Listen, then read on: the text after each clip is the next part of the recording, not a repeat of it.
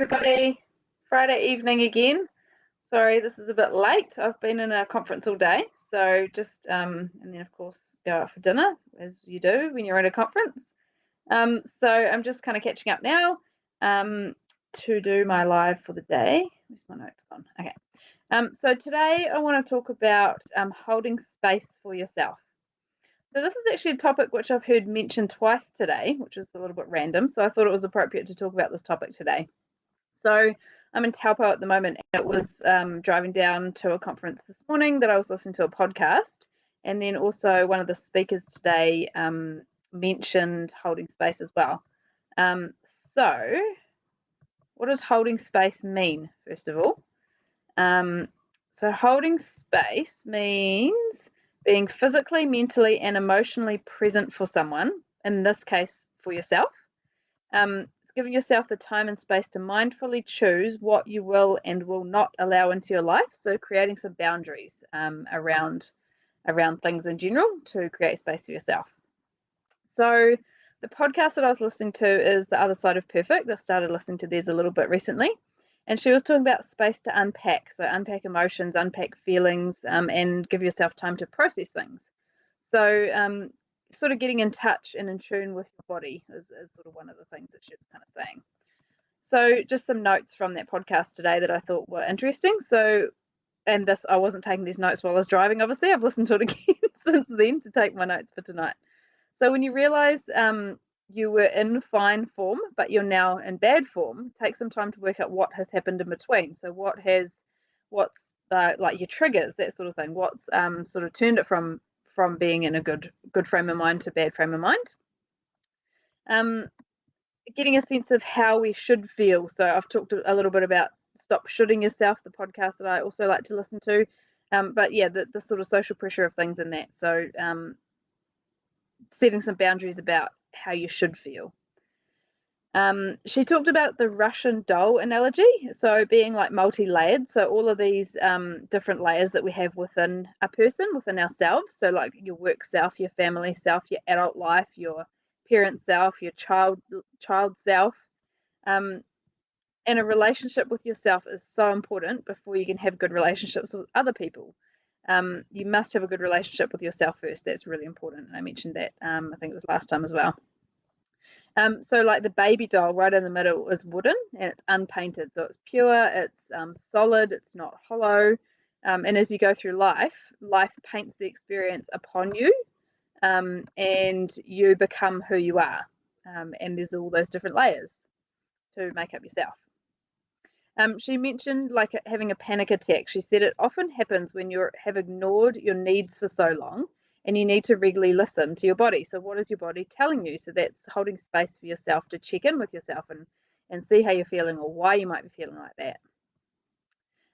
Familial beliefs, I've talked about this with limiting beliefs. Like as an example, did you ever see your mother sitting still? This is a baseline belief that your mother's always got to be rushing around doing things for you. So you add everything else on top of this, like family, work, household, social pressures, all of that, and you're collating the emotions of all these things. And sometimes you wonder, like, why, as a mother yourself, you're always stressed. So maybe you're not creating space to process and reflect on what it is that is and isn't working.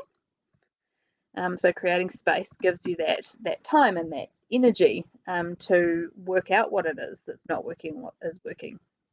Recognizing where those belief systems come from. Social media, again, I've touched on this a bit as well, has a huge impact on your mental health. And she was saying you've got to be careful or be aware about what you ingest from that space, from what you see. So like the perfect life, all that sort of stuff that I've mentioned before, you can't unsee things that you've seen. That was an interesting way that she put it that I thought meant quite a bit. So especially if you have poor self-confidence, self-esteem, self-worth, seeing something, say on Facebook again, for example, or social media, can put you into a negative spiral. So giving yourself space, and she mentioned about being your own therapist with a pen and paper is the best thing you can do.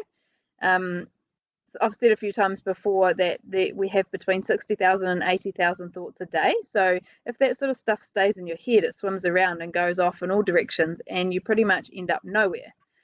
But taking some space, asking yourself why you're feeling like this, what has triggered it, and is it true? So that kind of comes back to the limiting belief thing. Is it fact or is it fiction? Is it a feeling at the moment, in that moment, that's not actually necessarily true? Your brain works by association or subconscious. So, how do you interrupt that when you go into the same thought pattern as you normally would when you're trying to change these things? So, being in touch with how you're feeling and why and what has triggered it will help with that as well. So, being aware of what's happening around you, basically. She mentioned your inner child is really powerful. And people think, oh yeah, la di da sort of stuff. But keeping a part of your inner, like your childlike mind, is really important. So, like, do what you want to do. Children do. They don't worry about what everybody else thinks or says you should do. They just go ahead and do what they want to do at the time. She uses an analogy of a dark room and putting the light on. So she's saying she asks your ask yourself where the switch is. So when and where, how did the change happen? And sort of going back to that and reflecting on that. She's saying that you might, like, the deeper you go, you might get to a word, for example, like I'm feeling lonely, but putting your finger on why and figuring that out will help. She also says it would be nice if people had the same hygiene with mental health as they do with, like, the normal stuff, like having a shower every morning or every night before you go to bed. Not only picking up mental health aspects when it's in crisis, so instead building on it consistently so that you don't need the ambulance at the bottom of the cliff so often or ever, by working on that mental health consistently. Looking for triggers, learning not to be reactive, so pausing and checking in with yourself. She also said there'll be solvable problems and unsolvable problems, and ask yourself, can you live with the unsolvable ones or be okay with these things or learn to be okay with these things? So an example she used there was in a relationship. So you need to be able to be comfortable with yourself or it will never work. You won't be able to feel comfortable in anybody else's company if you're not comfortable in your own skin. You need to be able to be your full authentic self. Good, bad, and ugly, warts and all. And if someone still wants to stay with you when you are being your full authentic self, then you can be at peace with yourself, and that will generally be a more lasting relationship because you're being true to yourself. And the second time that I heard this, the holding space sort of concept, it was in a totally different format. Obviously, this is at the conference, the pharmacy conference I'm at, which is another hat that I've got at the moment. And this was when listening to a guy called Dr. Will, and he was talking on the topic of cannabinoids and psychedelics as medicine. So he spoke about the pharmaceutical renaissance, which is the future of using cannabinoids as catalysts, which kind of means providing a different pathway for a chemical reaction to happen at a faster rate. And cannabinoids in conjunction with psychotherapy is what he was talking about, is all about creating space for things like meditation, getting on with your life, getting your mind and your spirit in line, all those sorts of things. So it was really interesting just to hear two completely different takes on it. The first lady that does the podcast, she is a psychologist, and then this guy has a medical stance on it. So it was really interesting. Just a couple more quick things. So creating space and holding space. You might be having integrity and staying true to creating and then maintaining those boundaries and saying no to something or someone that does not serve you. It can be as small as giving yourself, say, 15 minutes in the morning for a morning ritual, something like if you want to do yoga, meditation, or even just simply just sitting and having a quiet coffee before you rush off into the day to do everything that everybody else expects you to do.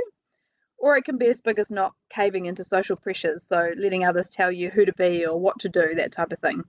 But instead giving yourself space to create your life the way you want it. So that was interesting. Sorry, that was a bit longer than I intended.